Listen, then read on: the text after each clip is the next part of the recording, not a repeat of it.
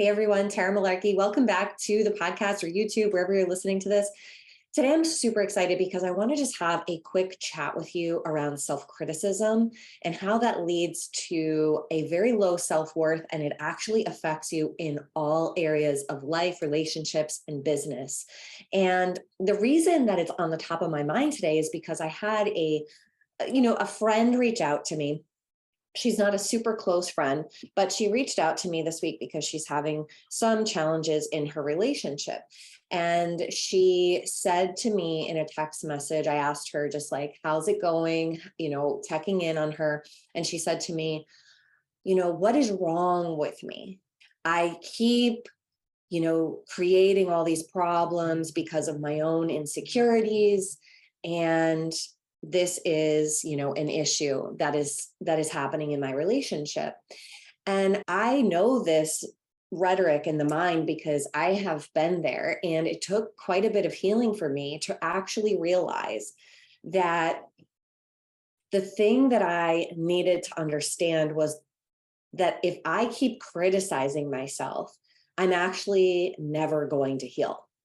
And so, what is so important is that we can hold the dual reality that we can really love ourselves, right? A lot of people think that if you really love yourself, if you think that you're amazing, then you're not going to also know that there's things you need to grow and change. And that is actually not true. Like the people with the highest level of self-worth, of knowing what they deserve in relationship, even relates to money and business and career and life purpose and destiny and happiness, they can hold the dual reality that they are amazing and worthy and lovable.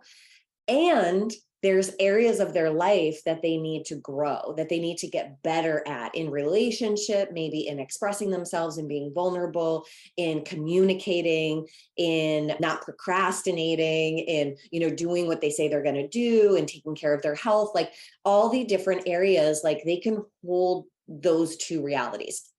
However, if you have very low self-worth, and you learned this usually early on in life because you had a parent, usually primary parent, that used criticism to try to get you to do what they wanted.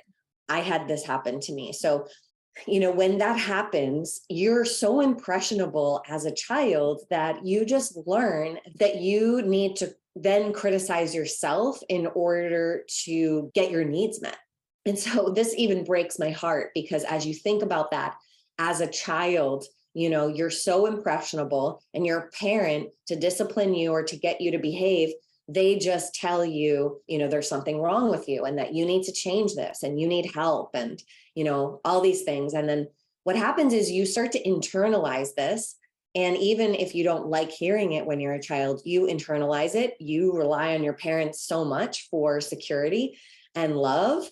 And so when you internalize it, you actually start using it on yourself. Like that is the narrative. That's the programming that you have.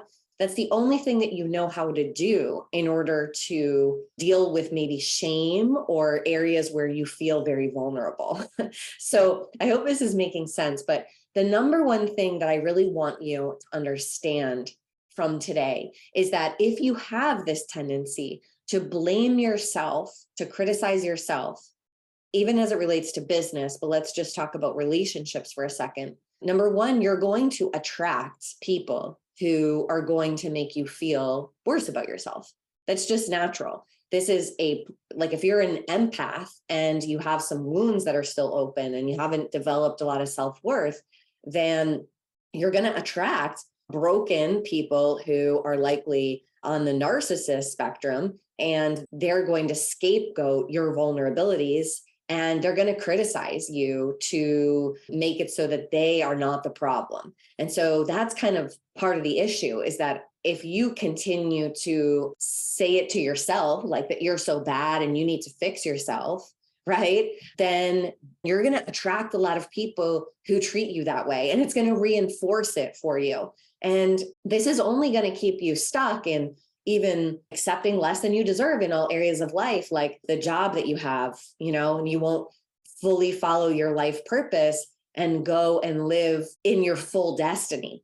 And it might keep you in a marriage or relationship that is actually very bad for you because it makes you feel worse about yourself, which the worst part about that is that healing is not going to happen in a place where you have self-loathing and so much shame and you feel like you're not worthy. Then healing can't happen, right? Healing can only come when you feel an immense amount of compassion and love for yourself, right? So I'm going to give you a tip in a second if you feel like this is something that you do a lot.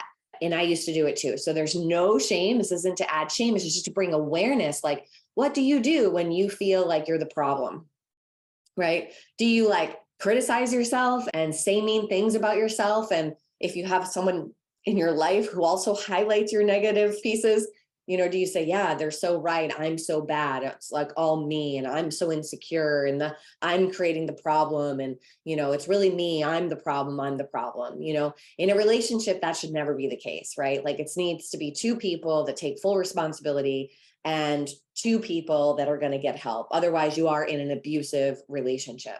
And so being able to build up your self-worth, and then as you keep doing that, which is, this process I'm going to just share with you in a second, then you're going to be able to hold that, yeah, there are pieces of you that you want to grow, that you want to get better, that you want to change, right? But that you're fully 100% lovable exactly the way that you are.